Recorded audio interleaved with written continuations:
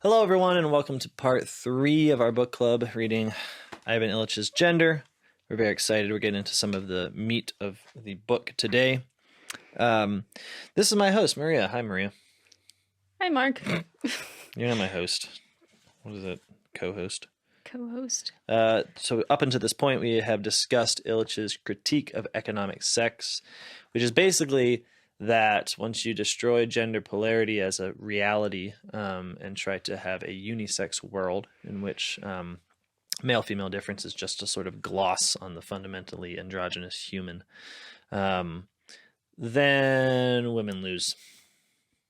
Yeah, pretty emphatically, too. Yeah, because women are different and they have children.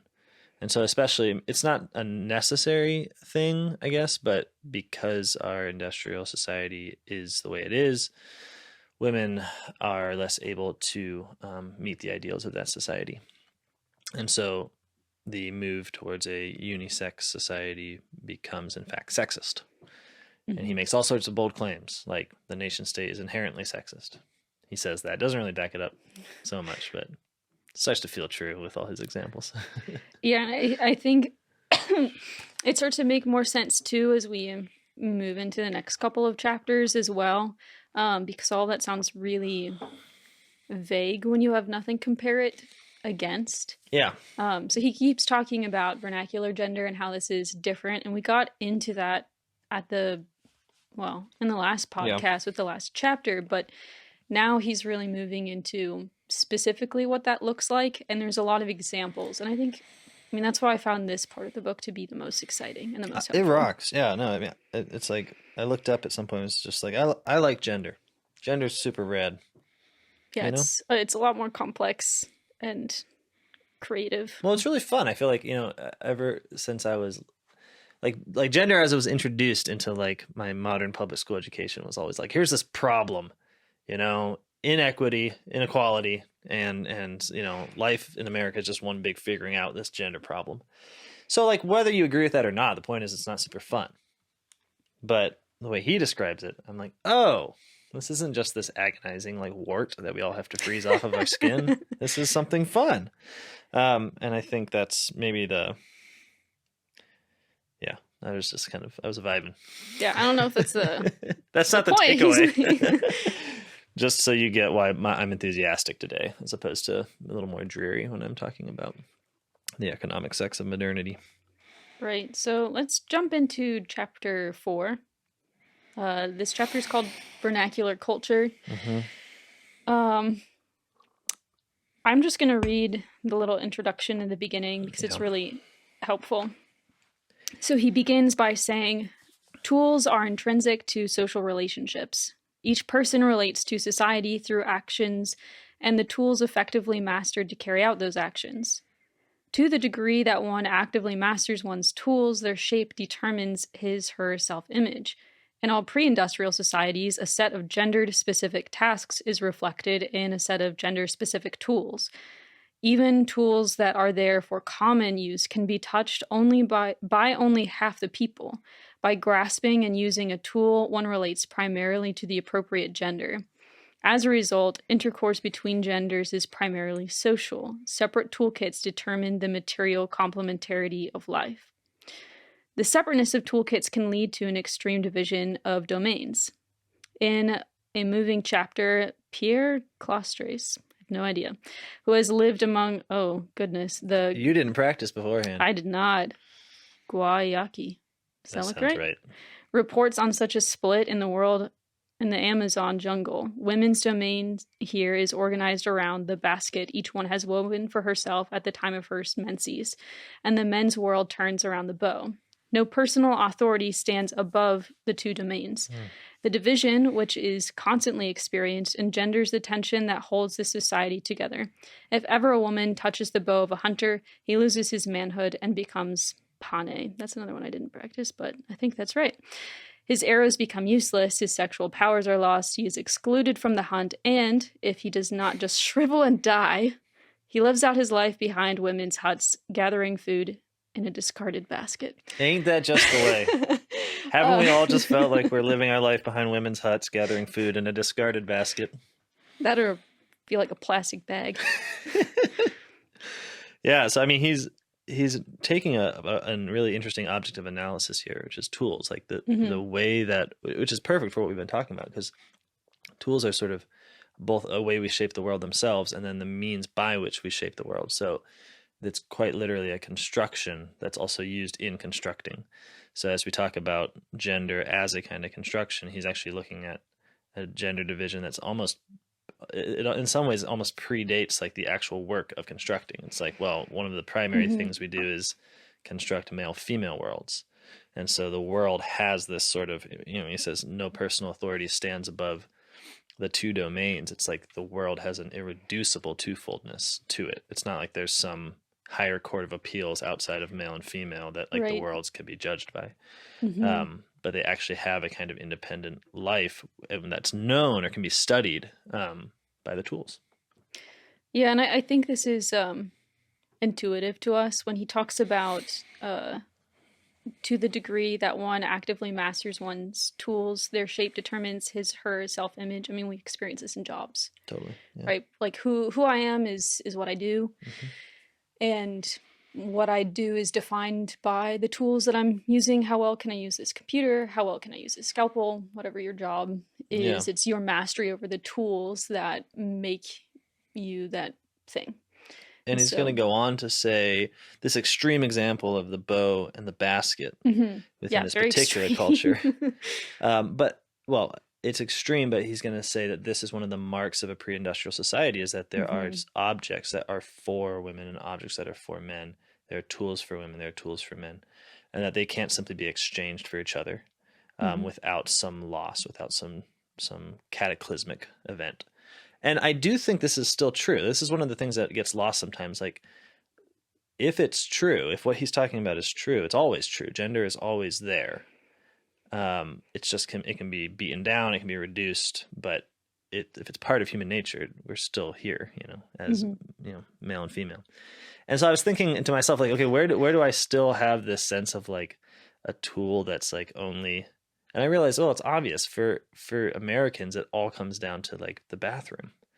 Like the only, it's sad, but like the only time where you feel the sense that if you enter into this particular space, you will lose your sexual powers, be excluded from the hunt, and shrivel and die, is if you go into a women's bathroom. And obviously there's a certain level of freedom that comes with like an emergency situation, which we'll discuss a little bit of. But I do think that one of the reasons that like the whole transgender debate has focused in this absurd way around like bathroom use is because it's the last remaining symbolic of a gendered tool for us, like something that actually divides the domain in a way that's felt. And you might say that you don't, and I'm the weird guy here, but I know you're lying, because there's only two kinds of people in this world: people that are worried about using the wrong bathroom, and liars. And liars. Okay, that's my bit. Yeah. But the point is that there really were tools that are divided. He goes into these beautiful descriptions. Maybe you could just read some of your favorites, because I like them all. I'll just read the whole book and then call it a book club. Yeah. Oh, here's a good one. So this is on page 91. So the one that we just read, or that shows up in the introduction, is a very extreme example. But he also writes, while in North America, even in Quebec, gender has been laundered from tools, but it still survives in the tools of many pockets of rural Europe, and in some places more than others. Here, men use the scythe and women the sickle. There, both use a sickle, but there are two sickles, each of a different design. The handle and blade betray the gender. In Styria, for example, men's sickles are clean edge for cutting, women's are indented, curved, and made for the gathering of stalks. So I like that example, because in that example you can see that both men and women are occupying the same space. And in some cases they're doing the exact same job, but they're doing it within the domain of their gendered world. Right. And so you can see how a lot of what's already been discussed follows from this. Like there would be competition in sickle use and competition in scythe use, but there's no sickle to scythe competition, right? Hmm. So that there's actually a sort of overall decrease in envy within the world as a result. And there's also just the ability to occupy the same spaces but differently, which seems Hmm. to be just characteristic of male and female. Like when we talk about these worlds, often people get this like geographical idea from that Yeah. one stupid movie about There's many the stupid Handmaid's movies. Tale or something. Oh, yeah. Um, I've never seen it. Isn't it a show? Maybe, I don't know. There's a bunch of people wearing red. They look pretty Yeah. cool. I don't know what they're complaining about. They look so cool. But no, you know what's an even better example is like in Mad Max. Have you seen Mad Max Fury Road, where like the I women are locked up to just make milk for the king? I guess. I didn't know that was a plot. Oh, it's wild. But the point is, we tend to think of this thing of like a geographic enclosure, like the women's world Yeah. over there, the men's world over there. Hmm. But what Illich is trying to get at is it's the one world asymmetrically viewed. So Hmm. a time and a place is now part of the male world, part of the female world, in succession and season and rhythm, and that's what makes it fun. It's not like a harem situation. Hmm. That would be almost a silly literalization of the phenomenon. Yeah, and there are spaces where women do not go, Right. and there are spaces where men do not go, but it's not univocal across cultures. And as he'll go on to say, it's in relation to a work of a home. Um, we'll get more into that, but basically, there's always a unity in this. So if you think about the sickle and the scythe, the point is they're both doing the agricultural work, right? So Hmm. there's a unity even in the difference of the worlds. So one of the examples of that is on page 93. Um, we've read this in a past podcast. I read it because I really liked it. But it's his example of the Serbian peasant telling how haying had been done a generation back. He described gathering, loading, and storing hay as if the work had been a ballet in which men and women each danced their appropriate parts.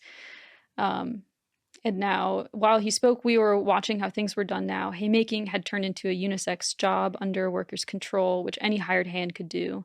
With a mixture of sadness and pride, the old man looked at the young woman who was driving the tractor of the village commune. The gender that disappears on a tractor had adapted to ever new conditions over millennia. So that's an example that he gives of. I mean, it's kind of like the sickle and the scythe. You're Hmm. together doing the same work, but there's no competition. It's a dance. You're completing something uh, together, and perhaps you could have the roles reversed. Totally. Um, Yeah, he makes a bunch of examples about how mhm, like down the river it's the other way around, but it's not like a. But the point is, he always says that gender creates its enclosed world. So one mhm, of the ways that Illich keeps saying you can recognize a culture is that there's something appropriate to these men and these women, right? As opposed to something like what we do now, which is like we recognize a culture because of the kind of spice they put in their food or whatever, right. you know? And I think this goes back to an earlier conversation that we were having about how it's possible to construct multiple fitting worlds. Totally. So, Because God is best displayed in an infinity of creatures. Well, a and multiplicity of creatures. multiplicity of creatures and diversity of ways, but that doesn't Yeah. mean that you can't get it wrong. There can be unfitting ways of constructing the world, and that would be my main critique of Illich in general. He doesn't really seem to point out ever that you could do this in a way that's bad. Yeah, his um, only badness seems to be like from anyone telling anyone what to do. He has like this underlying, very childish, like maybe it's just an American thing. I don't know, but very like whenever a bad guy appears in Illich's work, just because he's telling someone what to do, even if the person he's telling, someone's telling to do something is in fact doing something abhorrent that he should probably stop. I just got the impression that anything that he didn't deem as like natural and local was the bad guy, and it seemed like it didn't really cross his mind that like perhaps what was there was not good. Yeah. Perhaps you could do this wrong. But going back to the image of the dance and how you can construct this, just like in architecture, you have to follow the rules of physics. So there's a certain fittingness in the tools that you use and the things that the things that you use to build this house, but there doesn't have to be a singular way of doing it. And I think it's true with the dance of the genders, because there's a certain fittingness what happens, and certain ways are just going to make a better dance than others. Yeah, for sure. I liked, just before we go on, he says, in one valley in the Alps, both genders use the scythe, but she only uses it to cut the fodder and he for the rye. Here, only she touches the knives in the kitchen. There, both cut the bread, but one cuts down and away, and the other draws the blade toward the chest. There's just a very observant, difference in male and female norms of motion, and it just shows that they're not necessarily imitating each other, which is, again, something that we know and we feel and happens to us. The only time that I can remember is when, in some point in like middle school or something, people would say, "Look at your nails." Here, look at your nails. Go ahead. Yeah. So. Oh, did I? Oh. I think you did it like a guy. I don't think it's shoot. Now I Oh forget. yeah, that's right. Yeah, Girls do normally like women this, put their hands out, and men do guys like this. Yeah, that's what they say. Of course, That's what they say. it doesn't actually work that way. But it was, I mean, presumably comes from some kind of sense that there's a male and female way of doing the same thing.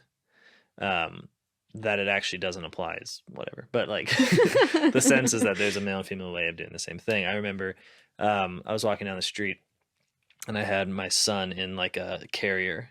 And I like rested for a second. I put my hands on my hips, and this guy, like, who's just walking by, was like, "You look like a woman when you do that." And I was like, "Oh yeah, I mean, I'm carrying a baby, so I imagine I'm going through the same like bodily sort of weight on the front of me, like that's making my like hips hurt or whatever." But then I realized, like, no, it was a very feminine like motion, posture, and I think that it was like, I mean, he was being mean, but were your feelings hurt? No, because I have read this, so I knew, I knew that this was just a noble representative of a vernacular culture driving by in Rust Belt, Ohio, and I was the big unisex problem with my. But I mean, he doesn't really go into posture, but yeah, I think that's true. It's kind of a weird example. I went to an all-girls high school. And for whatever reason, we decided to do Joseph, the Amazing Technicolor Dreamcoat, which is basically a cast of all men. Yeah, this is always the problem with actually theater generally. Yeah. So then we had the decision of, okay, are we just going to make them sisters? And like, this doesn't really work for the plot. Right.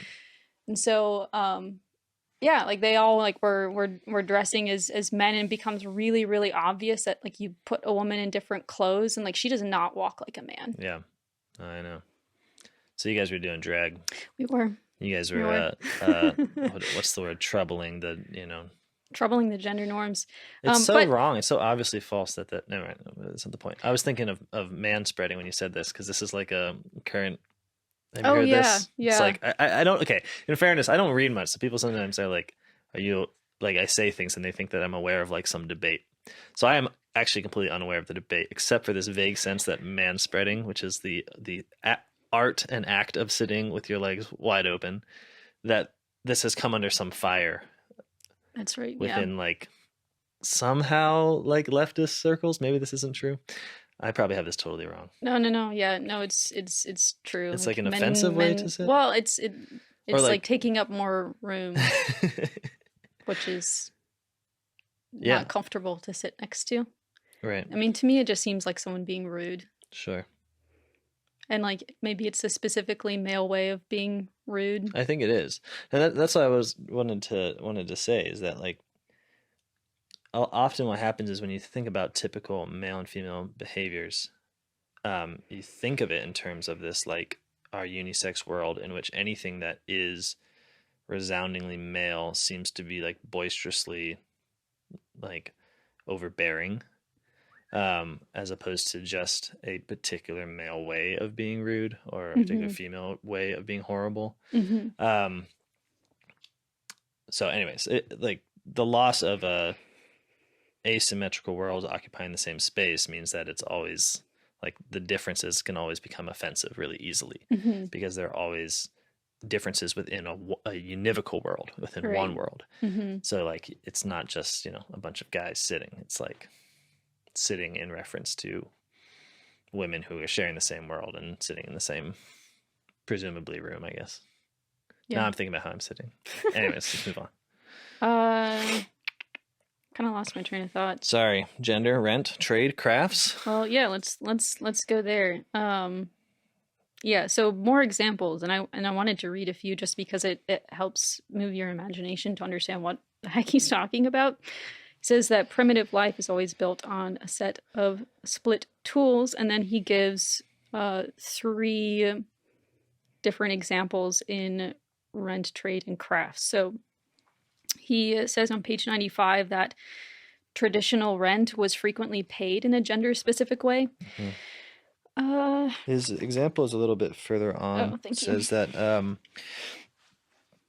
it says, for instance, Ingmar Great paid name. the abbey 15 days' labor, presenting himself each day with 2 draft animals, and also he owed 1 sheep every second year.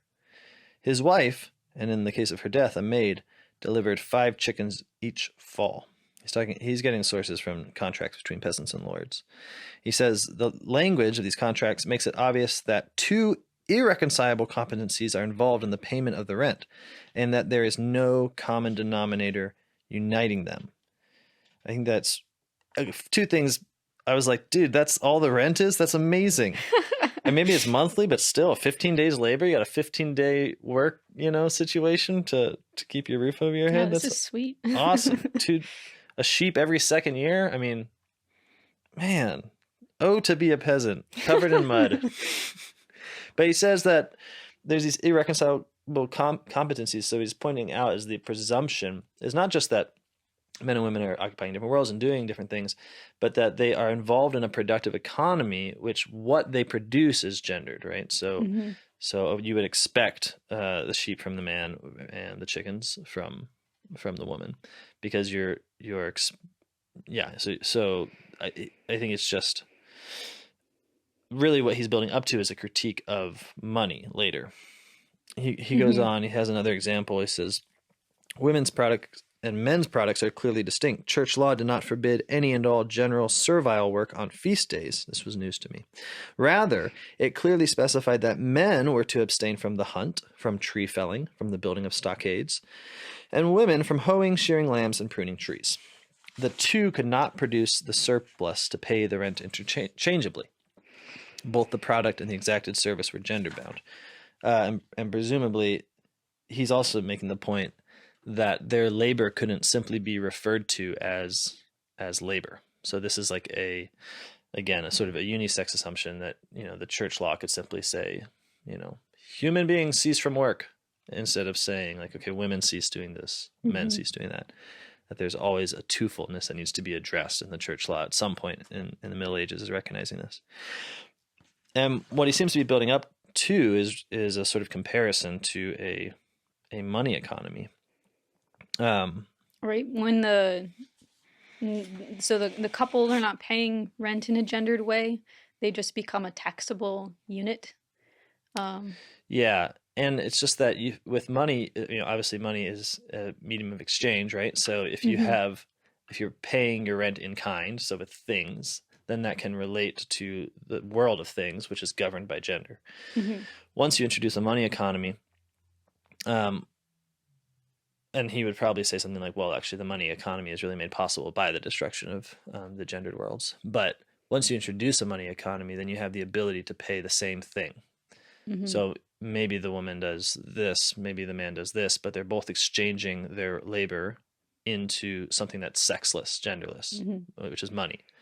And so then their relationship of rent, their relationship of producing surplus, um, becomes a sexless reality. So it loses the world becomes that much less gendered. Um, and that does seem to be true. I mean, if you think about not just the paying of rents, obviously that's sort of it's a familiar concept in some ways, but also very foreign because we don't think of it as part of productive property. We just think of it as like an apartment or something. Mm-hmm. Um, Yeah. but it does seem to me that he's on the money about money, Nice.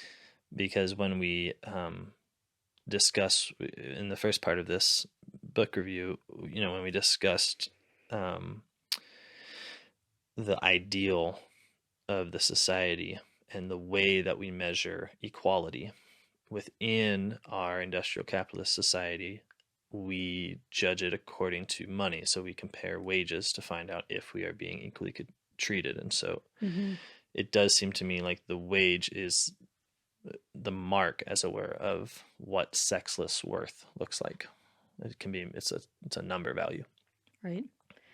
Yeah, and then later on we'll look at it in more detail, I assume, but he he points out how the focus is not so much on the couple but on the household, and I think it makes sense that rent is being paid in this way because it's about how men and women in their gender domains are contributing to the survival and the flourishing of this household. And so that's how you would offer rent back to the Lord. And Right. so it's always seen in this way of like, well, what am I like actually contributing to our subsistence? Yeah. And he says the same thing about trade. Um, and he's really going all sorts of places all around the world. So I'm just trusting him on all this. It says, as with rent, so trade can have gender. And the trader is not always the man. Um, Nor is there much substance to the belief that women trade in the village square and men roam afar. In Malaysia, the Western Sahel, and the non-Hispanic Caribbean, it is the women who conduct the household's activities, and the pattern is deeply ingrained. The trade is based on the women's contacts with kin, and men have no chance to break into their circuits.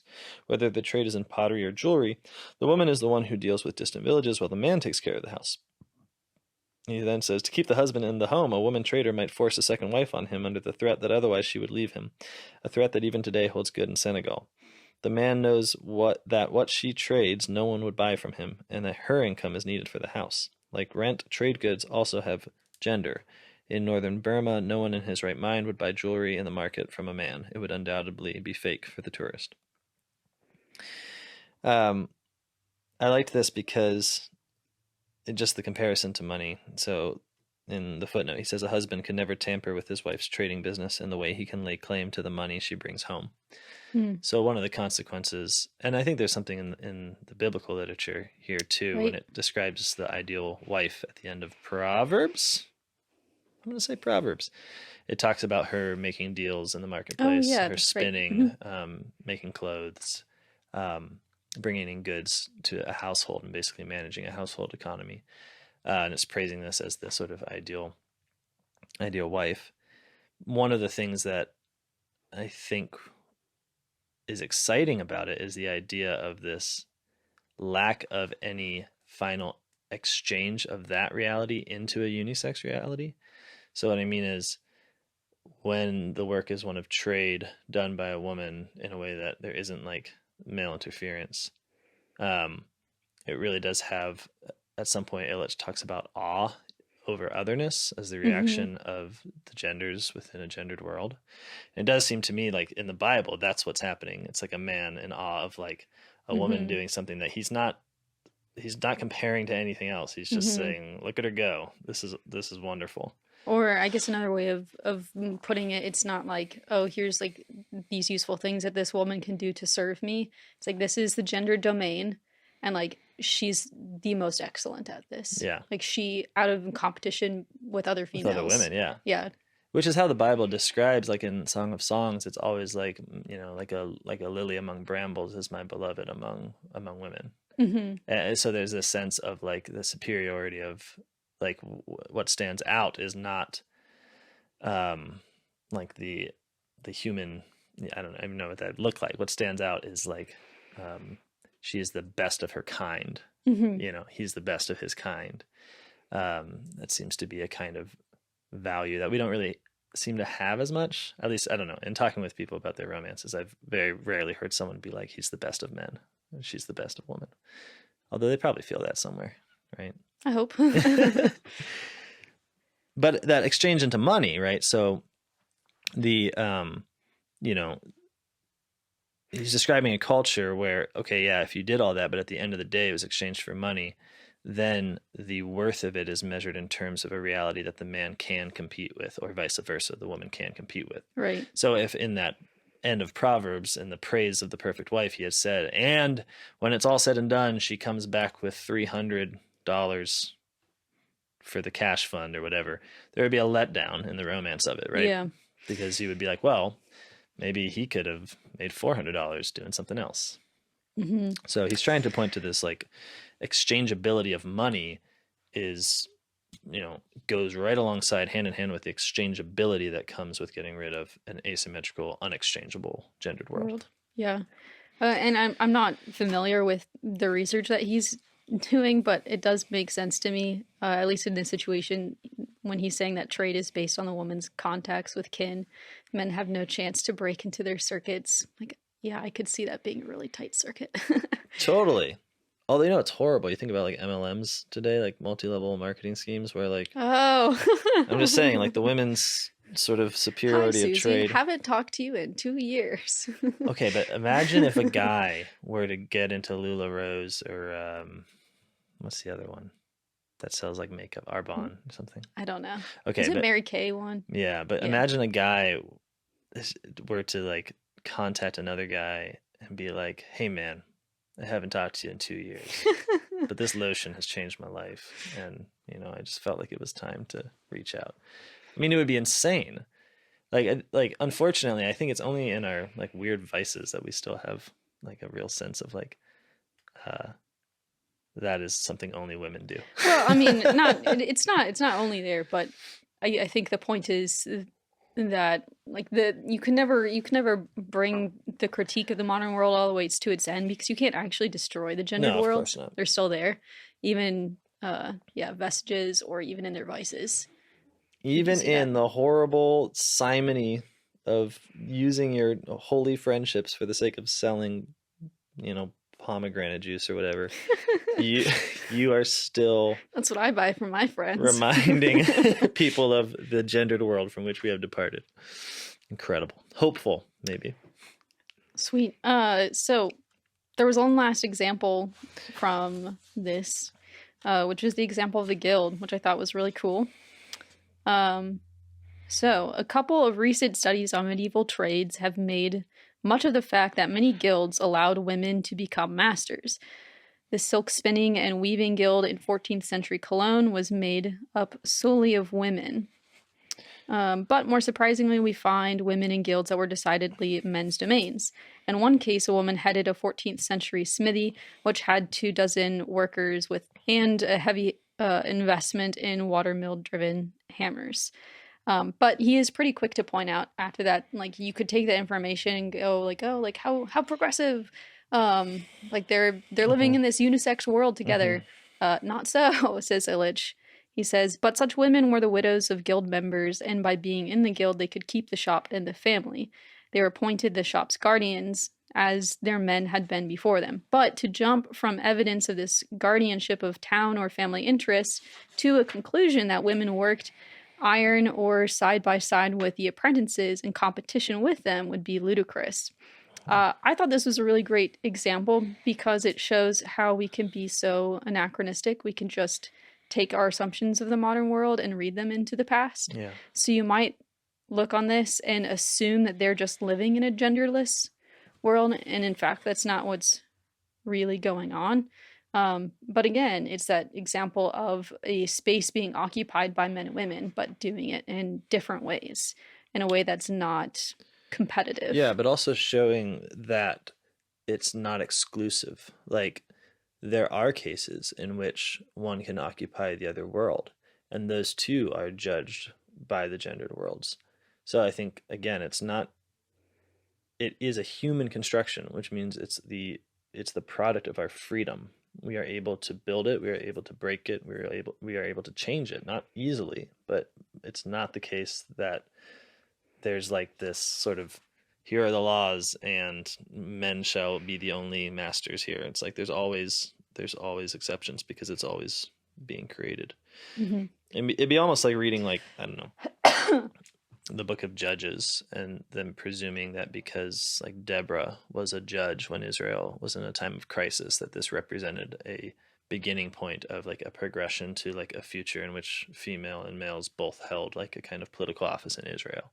it Hmm. would it would mistake our world as the inevitable arrival point of all of history, which is Right. like, aren't we all just progressing to our own unisex capitalistic industrial world that Hmm. must be happening? It's like, well, no, there's exceptions that and there's exceptions and sort of transgressions of gender boundaries that aren't somehow predictive of a liberal modernity, Hmm. which I think is cool. And there's even a place for that too, and Illich talks about that later on. Sorry. We'll forgive you this time. Stupid phone. um, so yeah, there is place for the exception. There is place for the transgression, and Deborah's a great example of this. And it's not because she's trying to defy the established order. Yeah. It's because she's pointing out a failure. Yeah. Really, she's pointing out a failure of men, um, who are too afraid to stand up against the enemy, and so God raises up a woman to be a judge and essentially like cast judgment on men and shame them into acting courageously. Totally. And yeah, I think, well, this is one of the things that I have been picking up about this, and what I like about Illich's take on what's going on in the pre-modern world is that there are gender domains, but the line between them is flexible and it changes, and there's ways of making exceptions and transgressing those boundaries in a way that doesn't actually undermine the other sex. Like what Deborah is doing Mm-hmm. is not like trying to usurp Yeah. the male domain. What Yeah. she's doing is she's being a sign to make men better. Yeah, right. And I think this is one of the big like letdowns of most contemporary gender studies, is that whenever they find a exception or a transgression, they immediately presume that it's ordered Hmm. towards the destruction of the world that it's in. Um, and it's just a really stupid assumption. And it also, like, the problem with it is similar to a problem with Butler. It's like, well, if it's the case that gender is just arbitrarily constructed for the sake of the powerful, it has nothing to do with peace, um, then its transgression is not interesting. And at some level, its transgression isn't even metaphysically possible because there's no real transgression happening. It's just a power move. Yeah, just another power move. But if the categories are real, if we're really constructing worlds on the basis of like a reality, if sexual difference is real, then transgression really is transgression. Hmm. Then, blurring a line really is blurring a line, or crossing over to a gender domain to the other gender is a effective reality. And you Hmm. can see this. It's like we don't get more colorful and transgressive over time as our world becomes more and more unisex. We just get more beige because there's no transgression to be had if, in Hmm. fact, we're all just human bodies that happen to have some like interesting reproductive difference glossed over us. Or we just have to become more extreme in our transgression because it's not obvious enough. Yeah, yeah, These things don't have the same kind of meaning, so we have to push even further yeah, in right. order to bring about the same effect, or a different one. Before we move on to the next and final bit, really, in this chapter, I thought it'd be worth talking about a modern example of where we see men and women occupying the same space but with different tools, and doing it in Yeah. different ways, and that would be women's sports. Oh, yeah. Those. Yeah. Tell me about those. um, so, I mean, that's an obvious place where both men and women can play basketball. Yeah. Um, but it's it's more fun. It's more fun when you do it within the gender domain, when you have competition against your sex. And even the tools are different, right? So Hmm. the basketball is a lot smaller. Yeah. The hoop is lower. The rules are a little different too, right? Like there's different times for like how long you can be in the zone. Sorry, reaching way That back to some basketball. yeah, I'm trying to remember Yeah, I think there grade is. school again. Yeah. What were those rules? Yeah, I mean, I know.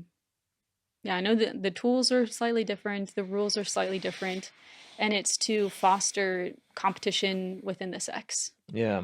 And it's interesting because there's a way you could look at sports and then just presume, and I think this does happen at times, but you could presume that, well, that's just another example of like a unisex reality, like sport. And then Hmm. there's like a male version and a female version of it. So we're not really dealing with gendered worlds.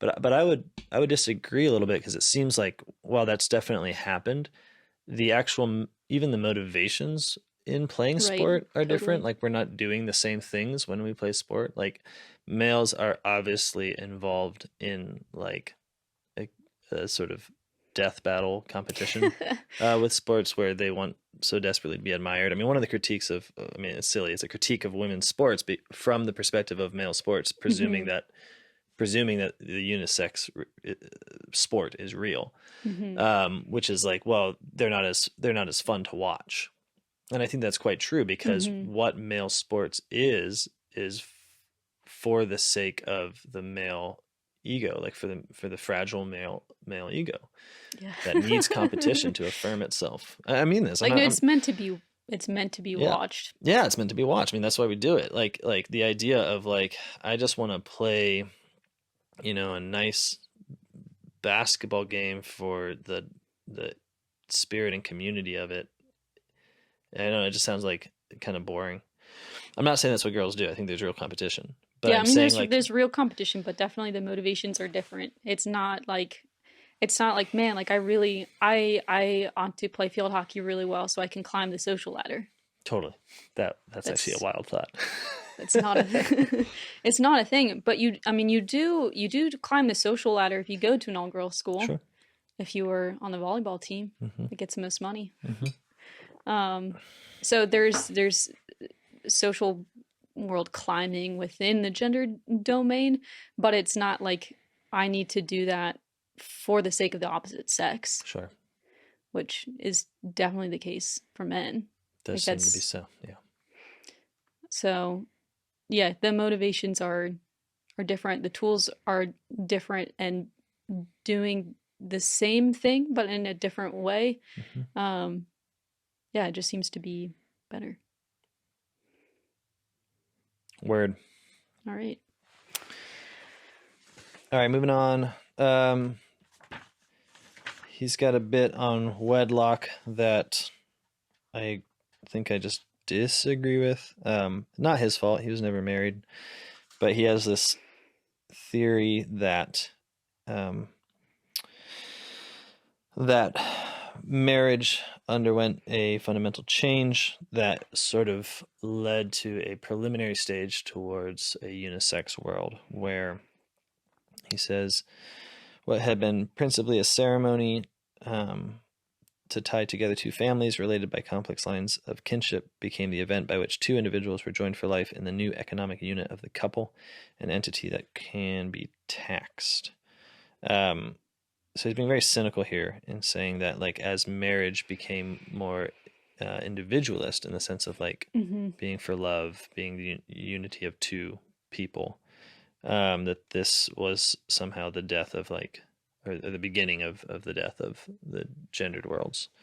Um, and as some example for this, he says he points to rents changing to monetary rents. So rents were it's true that even into the 19th century, work on the Lord's manor or on public roads was levied by gender, but rent was increasingly monetized. Local currencies were replaced by the modern state's money, and the conjugal couple proved itself as a flexible, productive unit superior to any previous form of household. Um, but he says that it still continued to rely on gender in its actual life as a household. Mm-hmm. He's just arguing that there's a certain unisex vision from a centralized authority of families that were being taxed money, and that this led to a sort of creation of a sort of proto unisex world. where it's not actually, because gender is still operative in the actual life of all the households, but it's sort of on its way. I think that um, this is just one of these. Maybe it's just a blind spot in Illich that you can get kind of carried away within the vision of the gendered world, where you don't realize that marriage is a meeting point of the two and a genuinely common life, Mm-hmm. so that you are involved in something that can be referred to, um, but that in referring to it as a family, is not necessarily to destroy what that family is composed of, which Mm-hmm. is of man and woman, you know, in a productive household. And so I just think I don't know, maybe it's just a little bit of a jump to say that because marriage became more individual, gendered worlds sort of suffered as a result. Seems to me like you can have the monetization of a society quite without the this kind of marriage. Mm-hmm. Yeah, I mean, I just see in Illich kind of discounting of the sacramental order in general. I know that we want to save that for Yeah, later, but the same thing comes up when he talks about confession. Like I'm not very convinced that you believe that grace is a thing, or like yeah, you were saying, like that marriage, this meeting place, can actually take on a real unity. yeah, yeah. No, I think that's right. And I think there's a way that you could describe what's going on as a perfection of the gendered worlds, because the whole Mm-hmm. dance that he describes in um, sort of a common life with common tasks that were nevertheless asymmetrically achieved by men and women seems to reach a certain height when a single man and a single woman decide to engage in a common task together, as it were, representing their sex, Yeah. or rather representing their gender, I guess you would say. Um, I guess he doesn't really have a sense of the gendered domains being for one sure, another. yeah, Like he really emphasizes the fact that you can't totalize the other sphere, that you can't actually get inside it. hmm, There's an extent where you will never know or understand the other, um, but he misses that the reason the other is there is for you. yeah. Uh, Yeah, the difference is always a difference for. Like if I wake up and mm-hmm. find myself with a particular set of powers, it's because there are others that are served by those powers. I mean, this is the fundamentally Christian vision of power, period, that it's always for the weak, it's always for the other. Yeah. Justice is to orient all power towards the other. And I agree that he does seem to have a certain sense of loneliness within the gender domains. Like he quotes sort of approvingly a tribe that thinks that men and women have no actual relationship except somehow through the moon. Oh. Um, and that seems to be like a maybe a sort of token of the overall problem, that there is a way you can describe male and female as so independent as to make them as sort of two separate species that meet on occasion for some reason, but would really do quite fine without the other.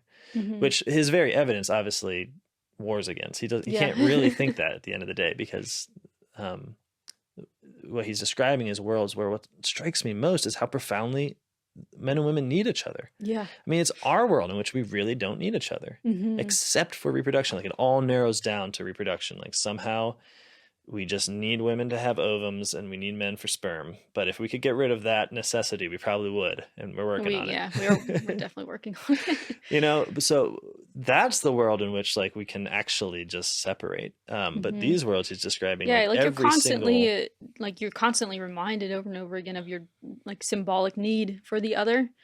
totally, Because whenever you're completing just a normal task, you're reminded of the need for the other. And I wonder if this is the way that you could critique constructions of the gendered world. Because again, that was my frustration reading the book, because he just kind of seems to speak of everything in the past in glowing terms. yeah, Um, but yeah, I mean, people have constructed gendered worlds that are not for each other. sure, I yeah, think that's where where we're frustrated and we think that, well, if they're not for each other, then they have to be destroyed. Right. But maybe it just needs to be reconstructed. Yeah, like how is what is specifically male intrinsically for female, and what is intrinsically specifically female Hmm. for what male lacks. I mean, there's a Christian notion of this, right? That we make up for what is lacking in each other, and ultimately that has this whole Christological dimension that we make up what is lacking in the suffering and death of Christ. And it seems like that is what is actually spreading within the pre-Christian world as it becomes more and more Christian, is Totally. this sense of, okay, well, now power is supposed to be for the other, now difference is for the other, now, I mean, existence is for. That's like a sort of Ratzingerian way of talking about it. Existence dash for. Um, but I think that's real. I think that's really a good way to talk about the Christian change in the universe. And Yeah, the so, orientation of the gendered world is not about domination or power mhm. or wealth. It's about service, which being for the other. maintains the distinctions. I Hmm. mean, it's a Like because men and yeah, women retain the powers that they do. right. Um, the question is not how can we put them on absolutely equal footing. It's how can I use what I have for the other. Yeah, no, it's one of the saddest parts about our intrinsically sexist society is that as women become able to be more and more like men according to the ideal of the capitalist society, they also become useless to other men. It's like, okay, so we're all totally equal. Why exactly do I need you around? Hmm. And so we actually end up in a full circle to like the sexism of like Augustine, who says sort of, I think very unreflectively, he's like, why did God create a woman to be man's helpmate? He says, well, it must have only been for reproduction because anything else, a man would have been way better. Like moving stuff, talking would have been way better. It's a funny kind of sexism because it's actually, I think, coming from a gendered world. He's sort of, Hmm. like, he can't, yeah, anyways, but, Well, I but it think, become full circle, I think. Yeah. but to go back to the Augustine example, I think that's helpful because you can look back at Augustine, right?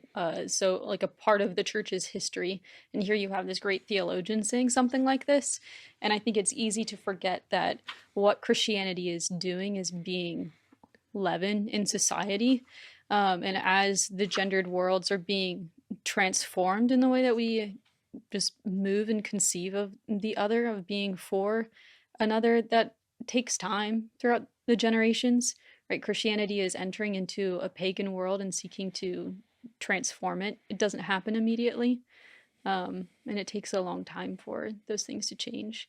And so Mm-hmm. that's part of what I'm seeing. And I really don't think that I'm making excuses for the church or making excuses for those theologians, because that's what I do see in the church's history. And I think especially with religious life, with for women, you see that, yeah, the women's gendered world genuinely changes, and the way that men conceive of women genuinely changes. Mm-hmm. Um, but I don't think that taking a long time to do so uh, is a sign of failure. I think it's just a sign of how cultures work. Yeah. No, I think you're right. And the only way that been able to sort of warp speed our supposed equality is because if Illich is right, it's a destructive act. It's like we're equal because we no longer have dignity as male or as female, but only as economic unit. Mhm. Chapter So 5? No? speaking of economic unit, there's just a helpful summary that I think will kind of bring us into the next section. This is on 103. Um, he says, then quite abruptly during the 19th century, the gendered assignment of household tasks was replaced by economic division of wage and shadow work. So just to bring back that image from last time, discriminatingly assigned according to the newly discovered sexual characteristics of the consorts. Uh, yeah, I don't really have anything to say about that. It was just a really nice summary. Yeah, it says the age of broken gender had served in Europe as a transition from vernacular subsistence to economic sex. So he's talking about that broken gender as where there's a sort of formal unisex relation between church authority and the family, conceived of not as a male or female world, but as some third thing. But within that family, you have still the persistence of the gendered world. That's his sort of vision for like 500 years. That's what was going on. And then within the rise of modernity, you had the kind of final destructive act in which um, not simply the family unit, but in fact, everyone, every individual becomes removed from the genderless world and brought into a unisex world. Chapter 5. This is the best chapter Oh, yeah? because we Because talk you about declared it. spime. Oh, yeah, spime. Space-time. Yep. Spime. Gendered space and gendered time. Yeah. So he begins by saying that gender is vernacular. Yeah, I'm just going to read this too, the first paragraph. Gender is vernacular. It is both as tough and adaptable, as precarious and vulnerable as vernacular speech. As happens with the latter, gender is obliterated by education, and its existence is soon forgotten or even denied.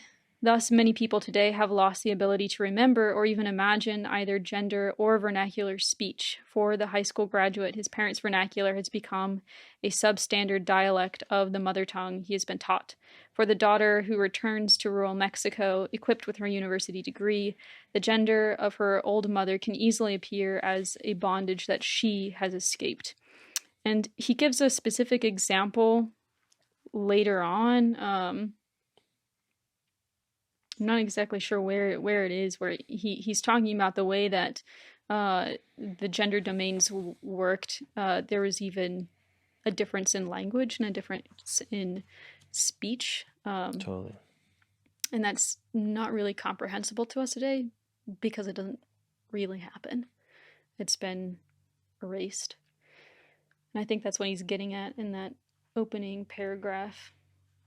Yeah, I mean, really, I just saw this chapter as diving more into the same kind of use of examples to show that we don't have the same kind of world anymore. With the specific reference to like the way that space becomes separate and sexual or gendered, I guess. Um, so he says that I liked this on 108. He's talking about a book in which they're describing the slaughtering of a pig in a French village. It says only the woman can choose which animal will be slaughtered, addressing it as monsieur.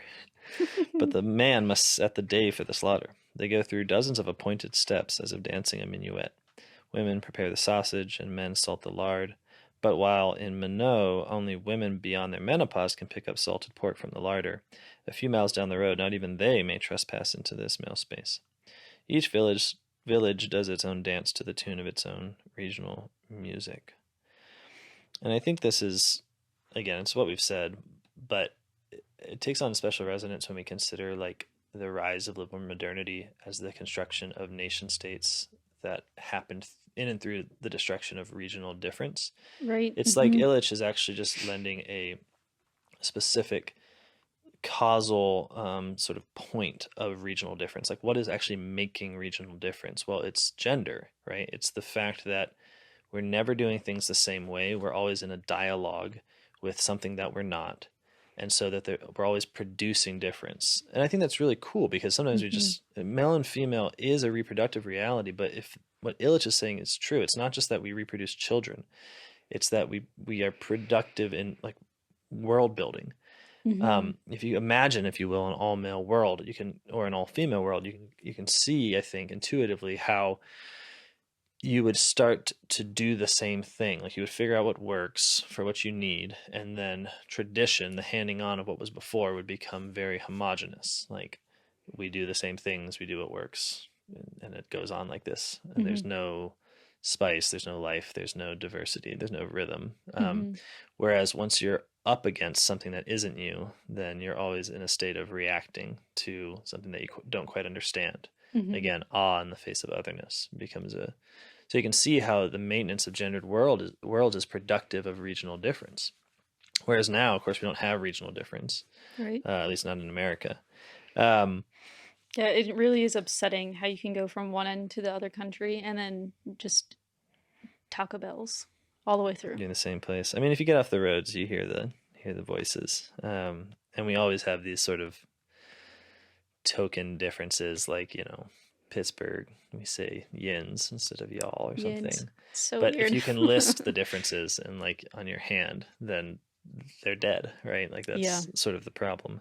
It's the leftover, the vestiges of regional difference. Yeah, but you can see well what liberal modernity does in the rise of nation states, like in the construction of the nation of France under Napoleon as a military reality. It happens because of a universal education. It happens Mm-hmm. because of an actual destruction of Language. variations of Yep. dialects. Mm-hmm. So there's one French language, there's one French education, there's one French identity, and French. The Frenchman is actually suddenly evaluated as the primary identity. Mm-hmm.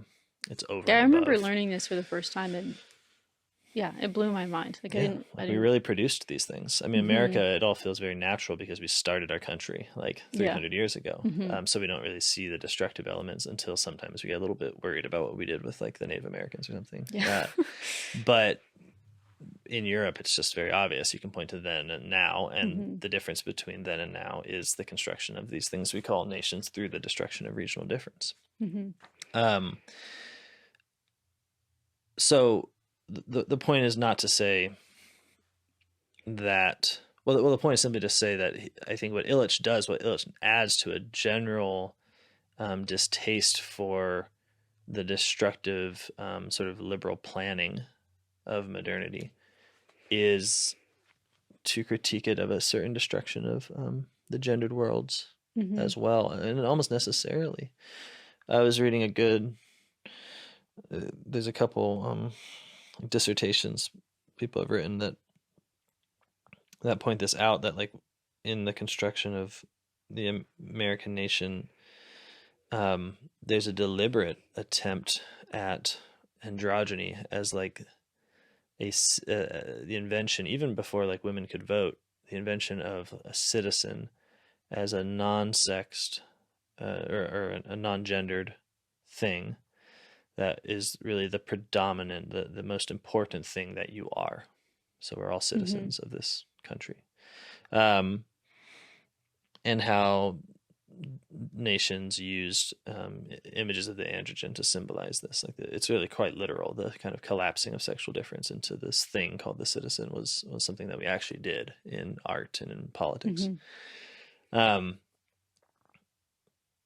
and so we don't.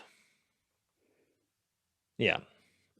So it is the destruction of gender difference is a political act that I do think at the end of the day creates a homogenous culture and makes a people who are more available to the rule of positive law, because they can all be more easily understood as some one thing as opposed to two worlds that are in dialogue with each other.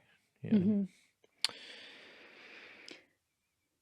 Yeah, I think the rest of this chapter is well, a big part is talking about the domus or house as the subject of history, and we've touched on that already, so maybe we don't need to go into great detail about that. Yeah. Um, yeah, but it seemed like kind of the central power that was like moving things in society was the household, and it wasn't the individual, and it wasn't necessarily the couple Yeah, either. and his point is that what you have is subsistence living, like which means that Mm-hmm. your relation to the land was such that you had productive property and you were trying to live off of it. You owned something and you were trying to use it to live. And so your relationship had to be to a body, a social body that's surviving together. Like that's the common act, is that we're Mm-hmm. all doing what it takes. Um, which is not what modernity does, because we translate everything into money, which becomes our means of survival, which is a sexless reality. So Mm-hmm. I mean, it is a social act, but it's certainly not an act I do with the people like around me within a particular community of kin. Right. Um, or it need not be that. And yeah, and that seems obvious. And I think there's a lot of romanticism within Catholicism generally that we long for this somehow, right? The cottage industry Yeah. where our homes are something besides like the place where we sleep at night, but they actually have something productive about them. Um, Yeah, I think he talks about it's on 122, kind of speak of cottage life, like in the gendered worlds, woman's unique role in making the house a home. Uh, yes, a rare moment of softness from Illich here. yeah, where is that? It's the first paragraph. Well, I mean, I have all sorts of little hearts that I drew around. I'm just kidding. As the 122 in the top, it says, as the warp, this is a weaving metaphor. Ah. As a warp runs on and on lengthwise in the fabric, and the woof crisscrosses it at right angles to tie the threads together. So, the actions that engender the home, the actions that engender life space, are necessarily different depending on whether they leave traces from men or traces from women. Both men and women make themselves at home through every move, but for women, who can engender the unbroken succession of life, phenomenologically, the relationship to space takes on Mm. special significance. The culture may be matriarchal or patriarchal, the greater share of power in the hands of women or men.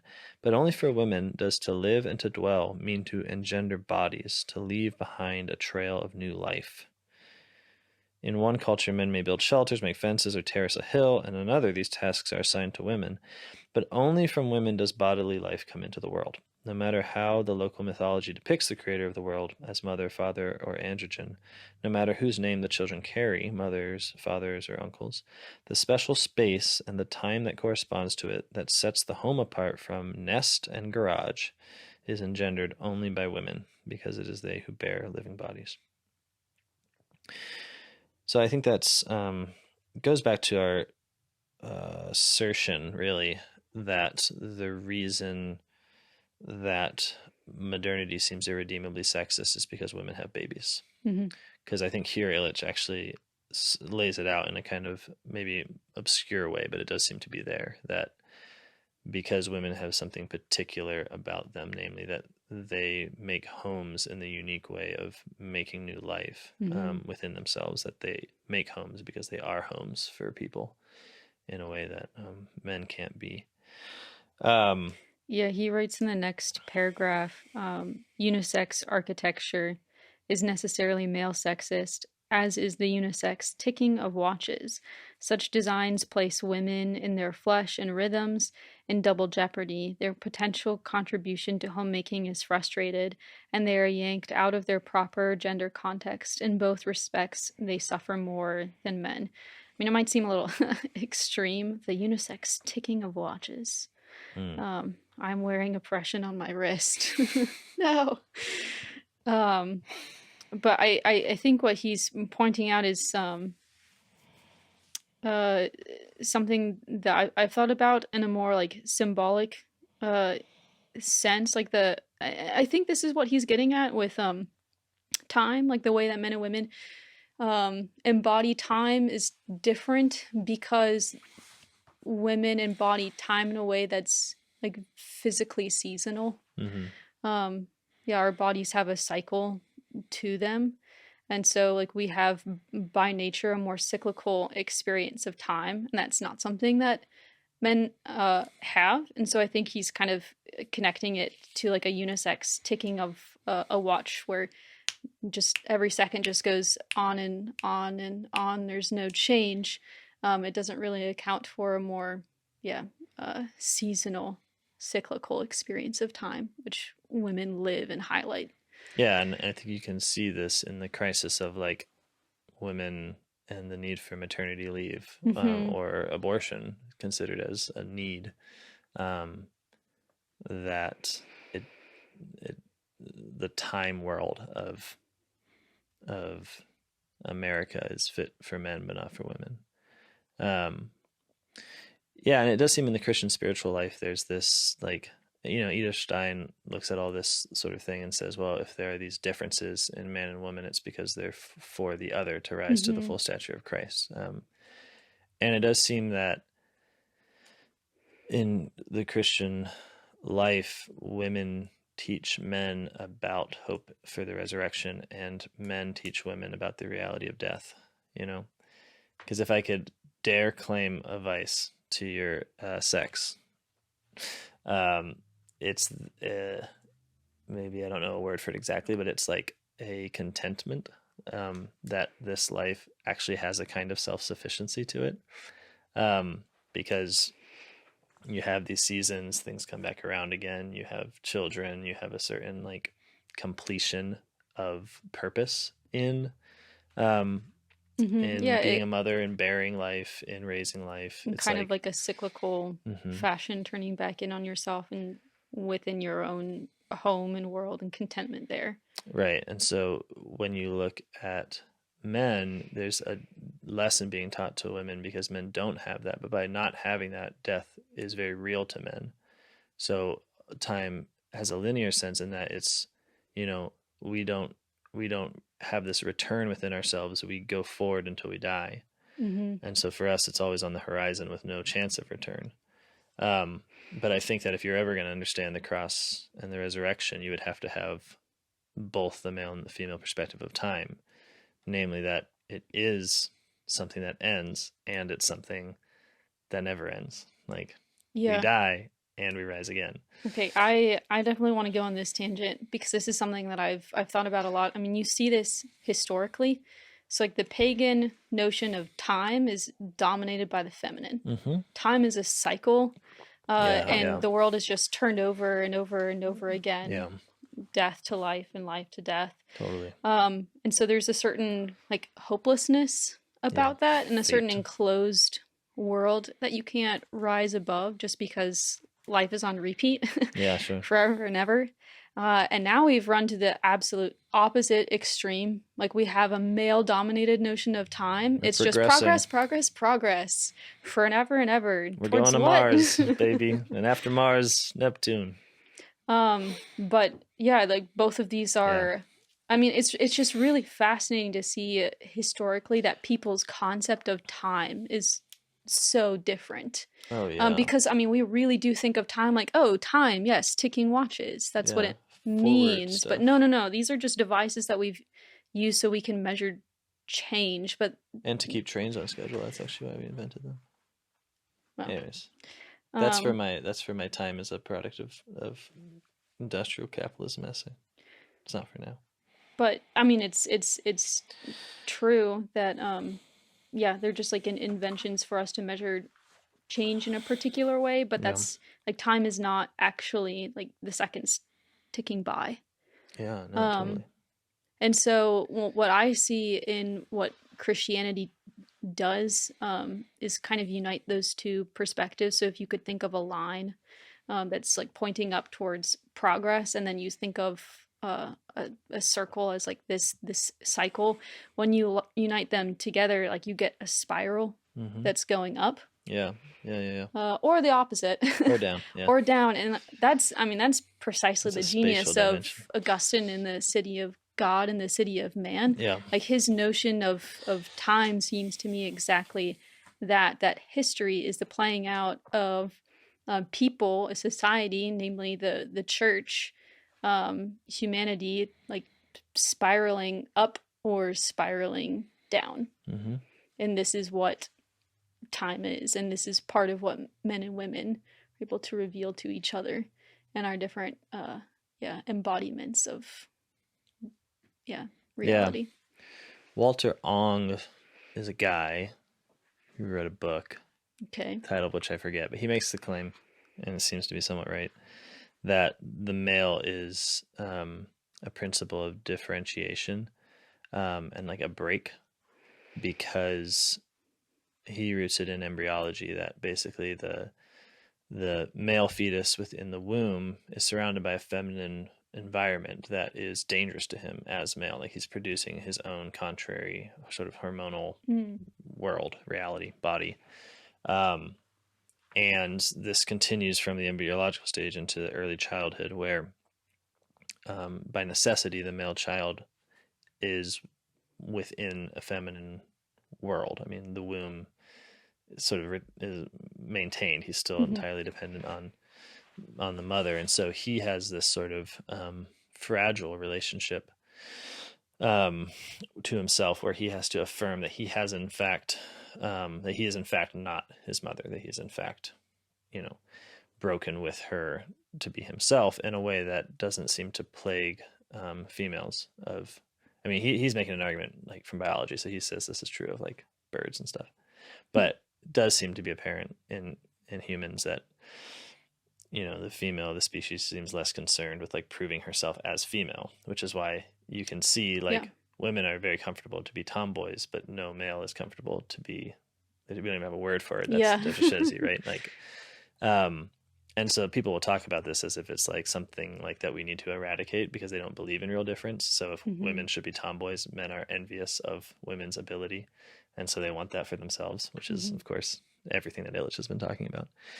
But you can see in this argument that there are sort of, again, two modes of having identity, both of which are legitimate but different, and teach the other person. So like when I said contentment is like a vice of women, I think this is sort of in the back of my head, that it's like to belong so thoroughly to your environment that there's no necessity of a break does Hmm. seem to be like a certain temptation.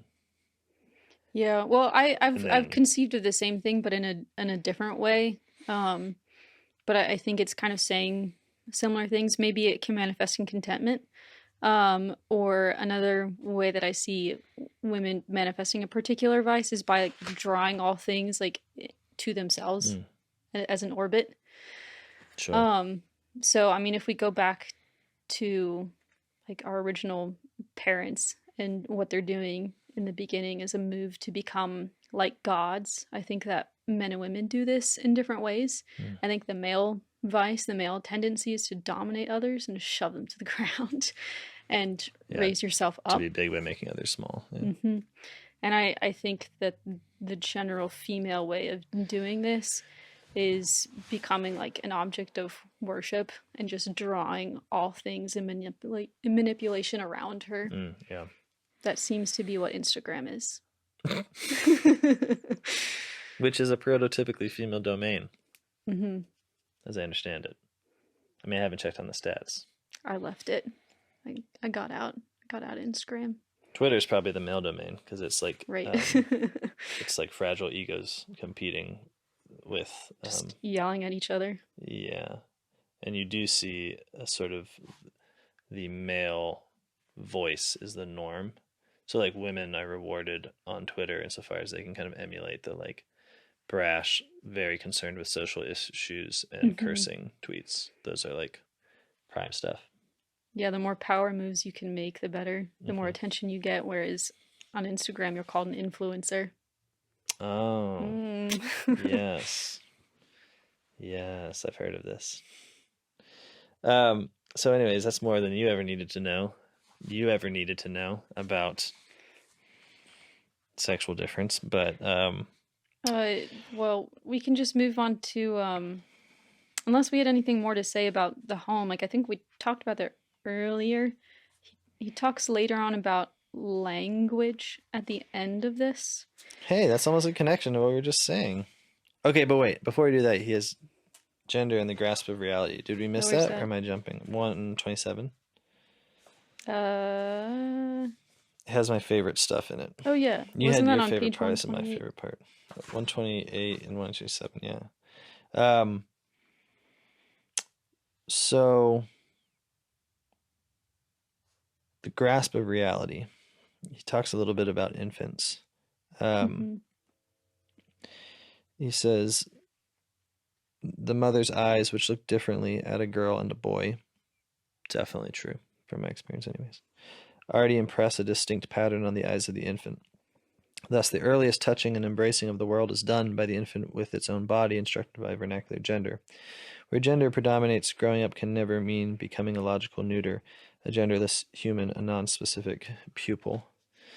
I think this is totally true, and it just resonates with a kind of theme within New Polity, which is that the family is an exception to the realm of sin in some really important ways. That like we just very naturally do things within a family that we're not like planning to be good. We're just being good Hmm. and making a world, and sharing and loving each other, and all the things that we have as like Christian ideals that are really really really hard to achieve out in the Yeah. social world.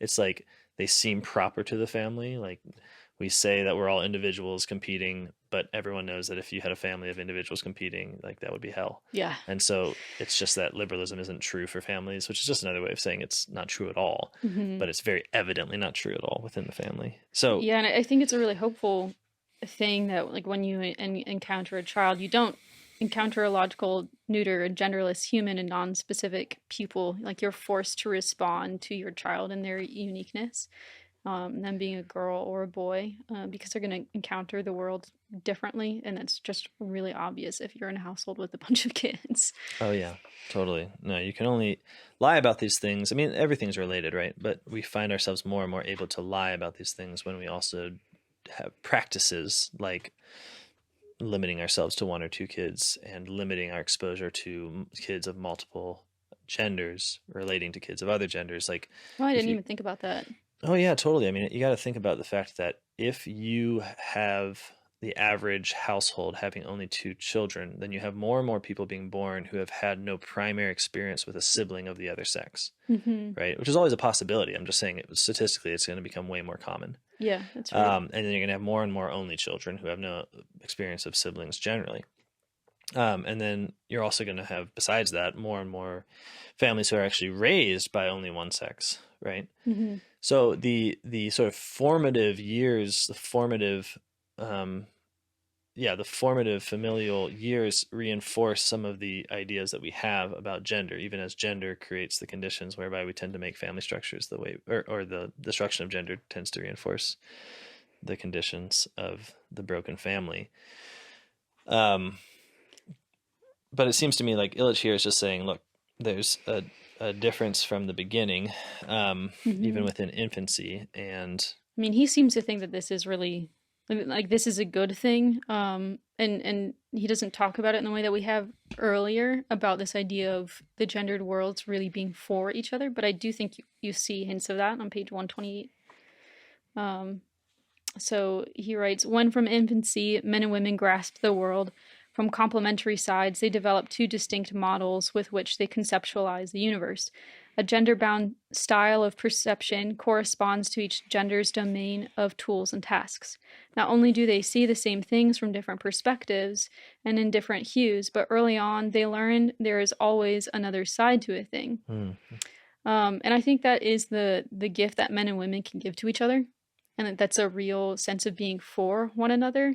The world becomes a lot less flat and bland if you know that it is like 3D. There is another side, another uh yeah way of looking at the thing that's beyond your grasp. And this makes the world a lot more mysterious and exciting and beautiful. totally.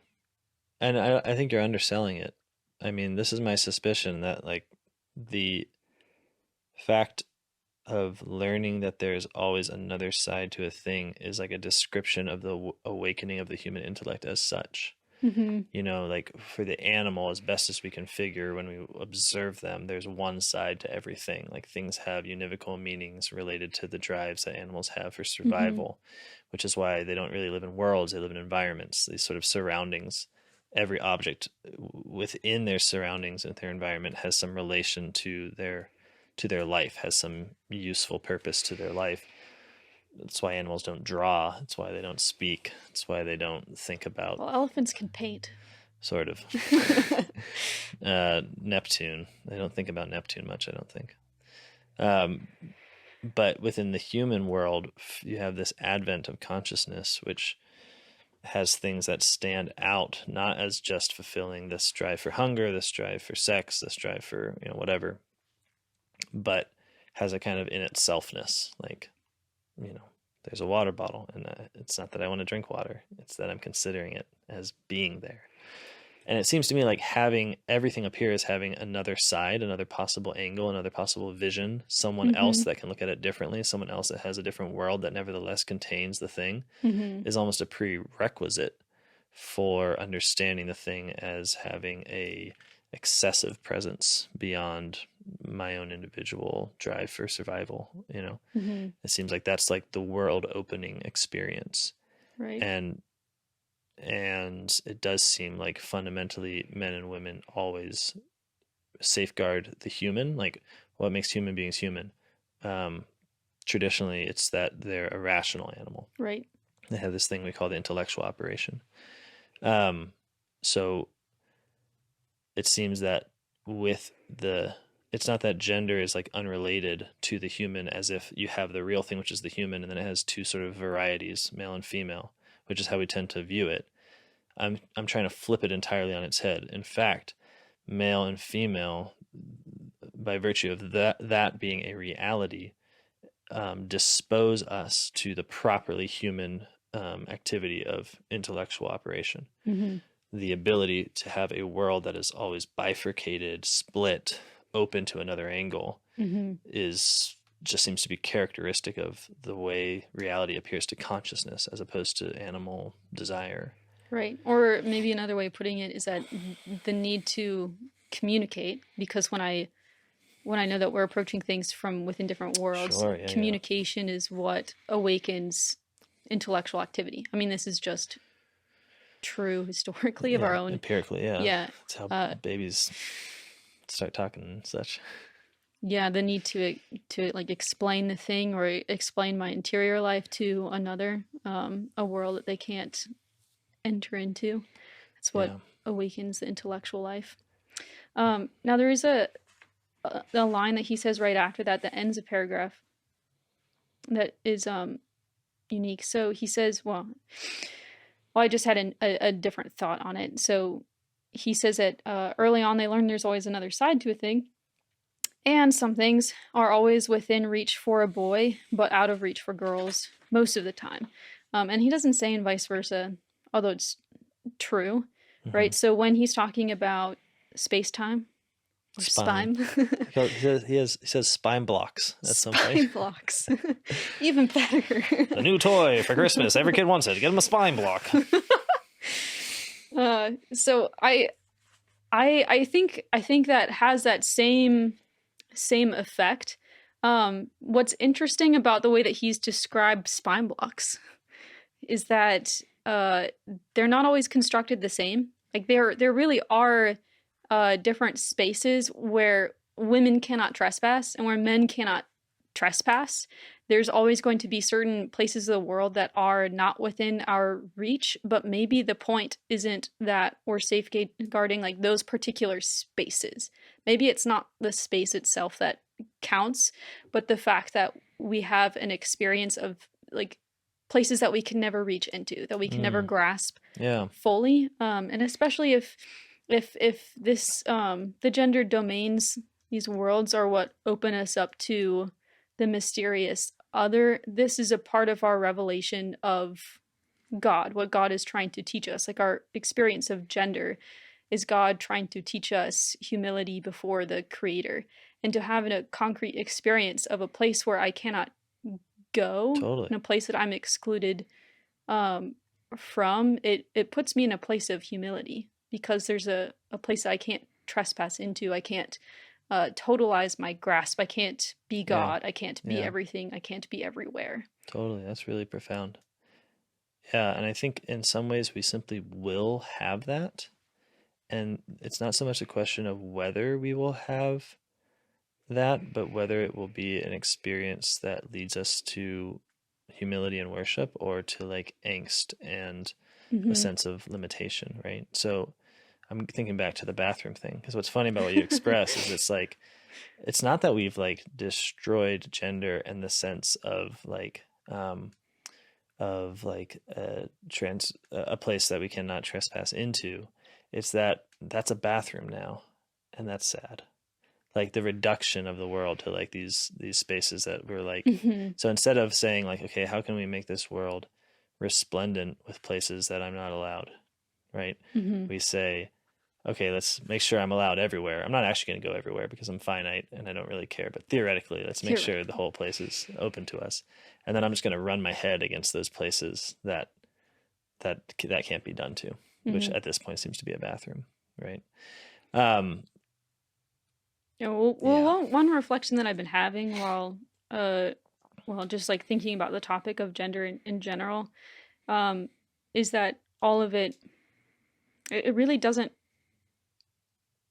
make sense or take on its highest value except through the lens of Christianity. Because why is it that we make these constructions in the first place? Why is it that God gave us these bodies, these different worlds? And it's for our own sake. It's to teach us about Him. It's about forming us so we can enter into communion with Him. And so my experience of the other is ultimately about leading me to heaven. And if that's not a value that's on the table, yeah. then there's certain things about the world that we just won't be able to grasp. Yeah, as I did. If you're frustrated that there's still male spaces that you can't enter into, you're gonna have a real problem with like the seraphic courts of heaven. You know, Yeah. it's like it seems to be a it seems to be a difficulty. I wonder whether since you opened up the door to just general thoughts we've had when as I've been reading this book, I've gotten this real sense of the exhausting nature of modernity in wanting to totalize the individual so that he's free to do everything. I mean, I'm gonna speak from a very like it's gonna sound daddish, I guess, but like, man, it's just very peaceful whenever you establish within a home a place that you don't belong, like, or a task that is not yours. Hmm. Um, and it can be different for each home. This is the problem with like trads is that they think that it's some kind of list of things that like these are the things that the woman must do and these are things that the man must do. But the point is more that the fact of having a gendered world means there's part of the world that you don't have to worry about. Yeah. I think this doesn't get talked about enough that it's like where men and women are able to do everything. It's like we're able to do everything. Ah, you know, and they've done all these studies for what they're worth.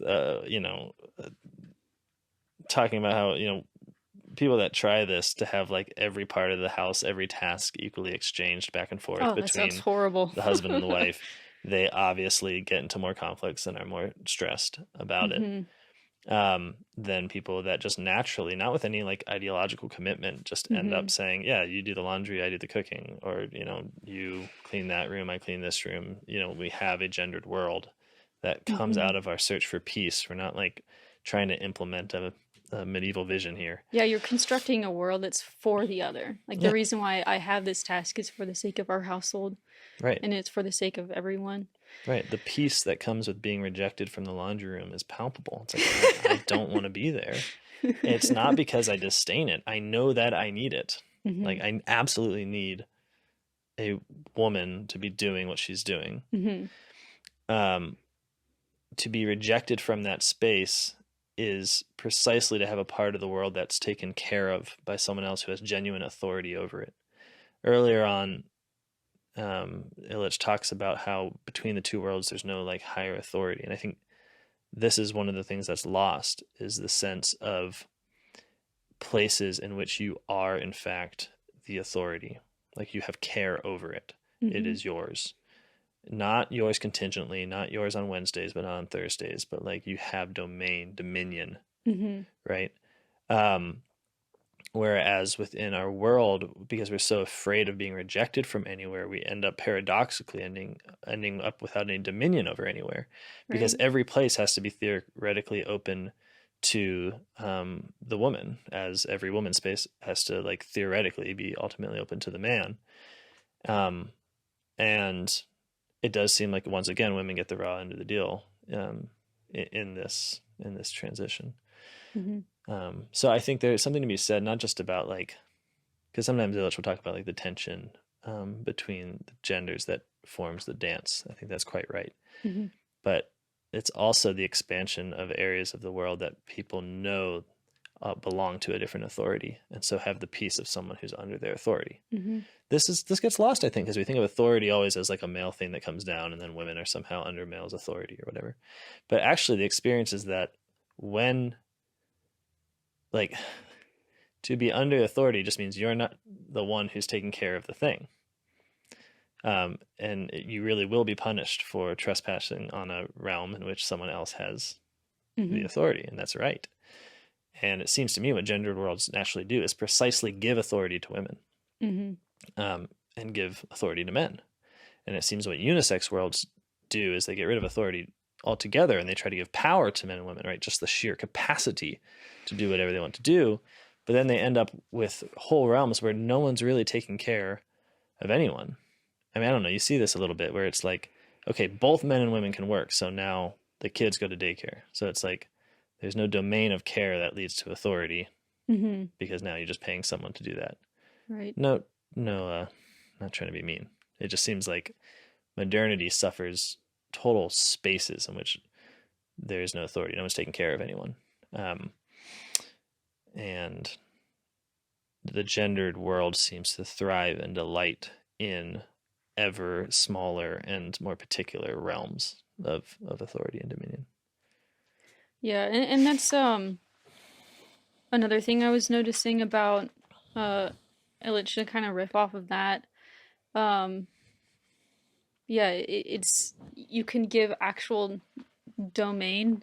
You can actually reign over a space if you have gendered worlds. You have possibility of real competition within the gendered worlds. Right.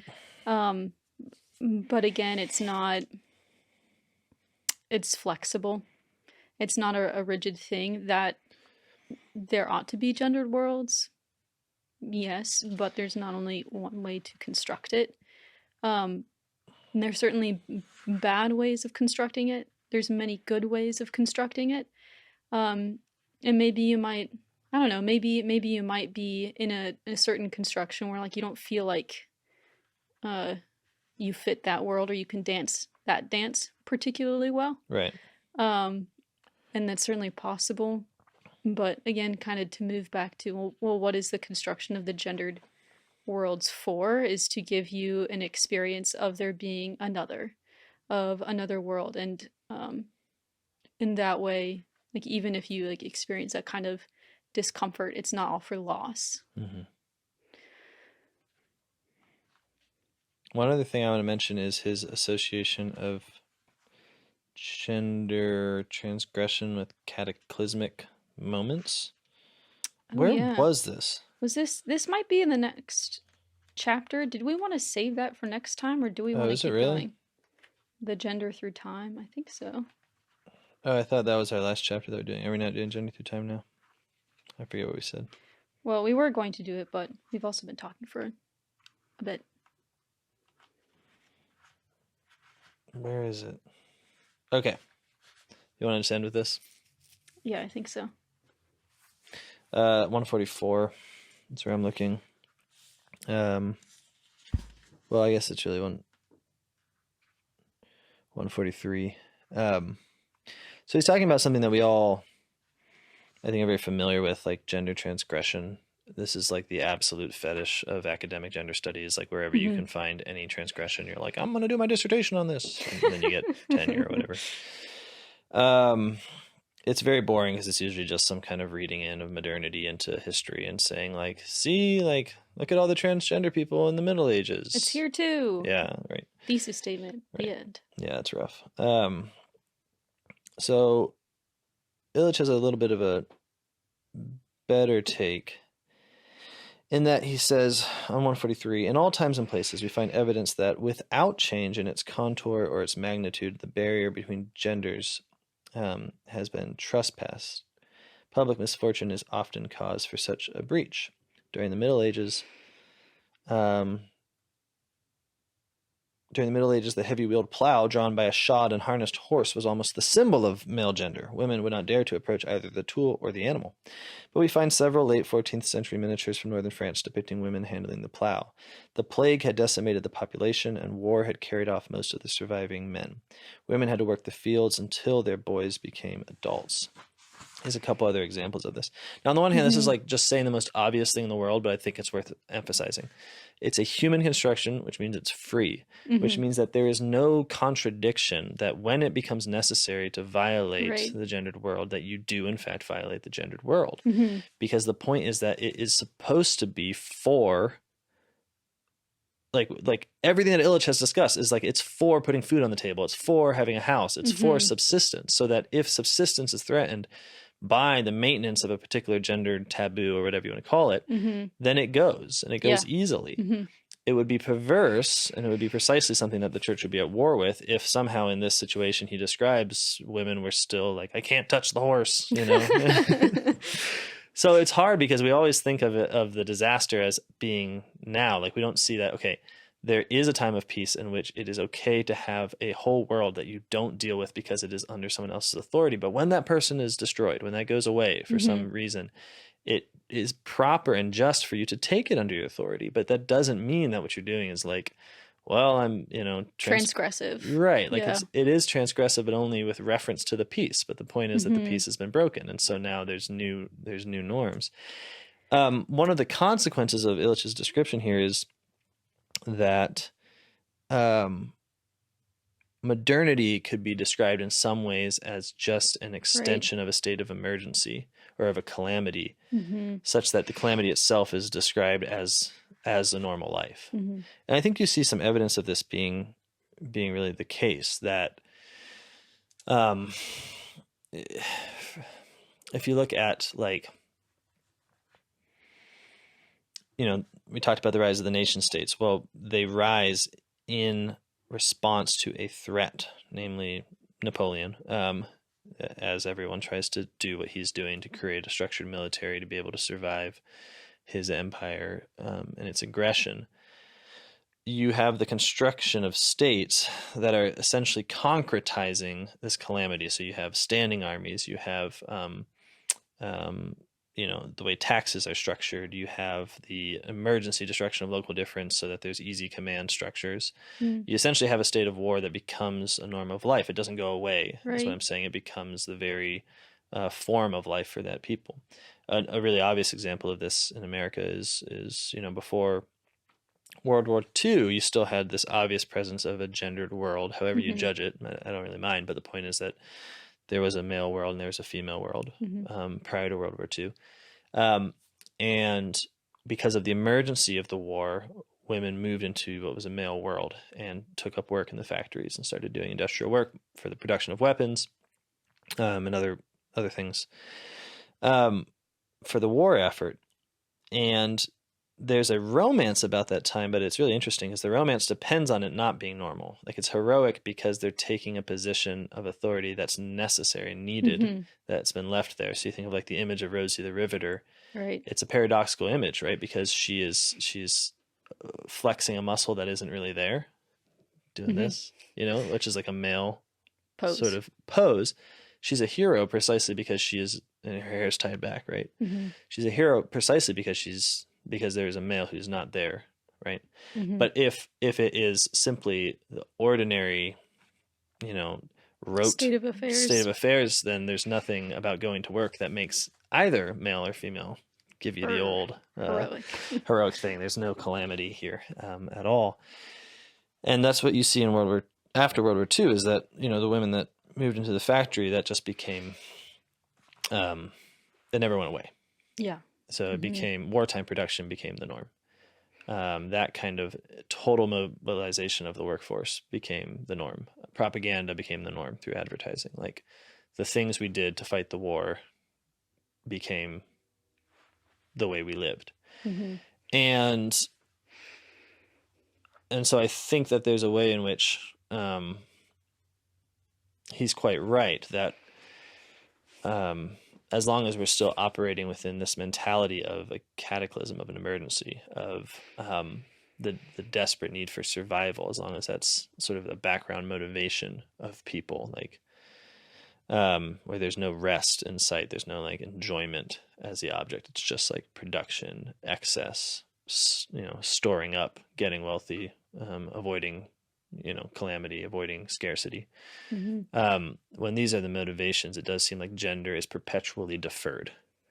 Like it's not that it can be ever obliterated; it's just that it's always shoved to a side. It's like, well, we're still within the, we're still at war, baby. So, But going back in time, uh, yeah, I liked these couple pages because again he's emphasizing that uh, the gendered line, and like it's like a river and it changes over time.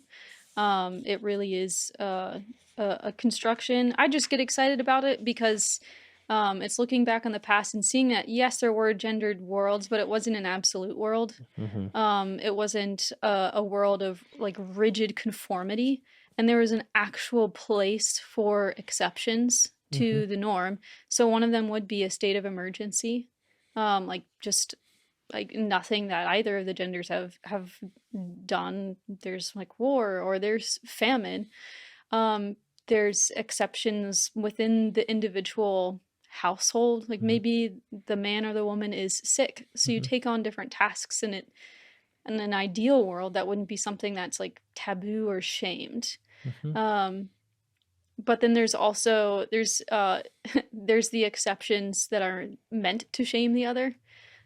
So if the man's not stepping up and being responsible in his own role, then the woman's involvement in that is an act to like shame him into getting his act together. It's pointed. Yes. um, but all of those aren't what Illich would call on this is a footnote on 145 defiance, which he defines as always being a political act. I don't really I don't agree with that, but exceptions to the norm are not always defiance, which are those instances of infraction that constitute a symbolic attack on the established order. Like when a woman in that situation takes on the male role, she's not trying to usurp him. She's trying to call him to action. Yeah. So there's a role for that. Another one that I thought was really interesting. I can't remember if he talks about cross-dressing, I think, around here, but the idea of carnival, like Hmm. we even have like ritual moments of transgressing the gender lines, but it's not an infraction that's a symbolic attack on the established order. Right. It's like an act of mocking that like reinforces the Right, because norm. it But depends on it's it to in order to be intelligible. mm-hmm. Yeah. So Contra Butler, right? So with Butler, drag isn't fun because if you ask anyone why they're at a drag show, they have to be like, "Well, I'm troubling the heteronormative, patriarchal oppression of the poor or whatever," and it's like you can't just be like, "I think it's funny to dress up like a woman." That's no, unenlightened, stupid, no. stupid, dumb Michael, bad Michael. And I think that one of the reasons is because like her metaphysics and then her like political recommendations are totally at war. It's like, well, you just told me metaphysically that none of this matters and we're just doing whatever, and then you Mm-hmm. told me like politically that we're somehow supposed to like use what doesn't matter in a way that matters. Mm-hmm.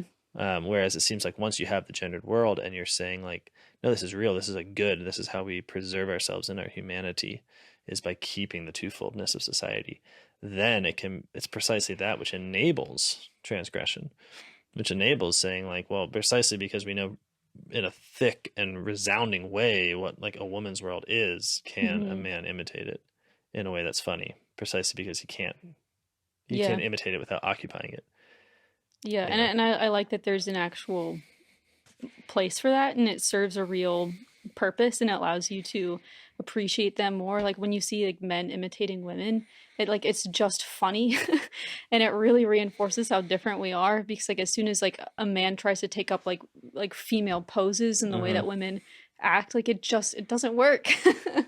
And it's just so obvious how different we are, and it should lead to like a moment of joy, and in recognizing, okay, we are different and this is a good thing. Yeah, no, I mean, I think about how like most Shakespeare plays, or at least most of the comedies, seem to end up in like some kind of cross-dressing situation to save the day. Uh, and of course, there's all the literature about how this is really just, Shakespeare is just ahead of his time. But it seems like he's way more within in the tradition, because once Hmm. you have a when you have the binary, then you can play with it. When you deny its existence, then you can't. You can do it for a little while, as long as you're sort of presupposing it, but eventually your logic eats itself. Hmm. Yeah. So there we are, about at the end, about right.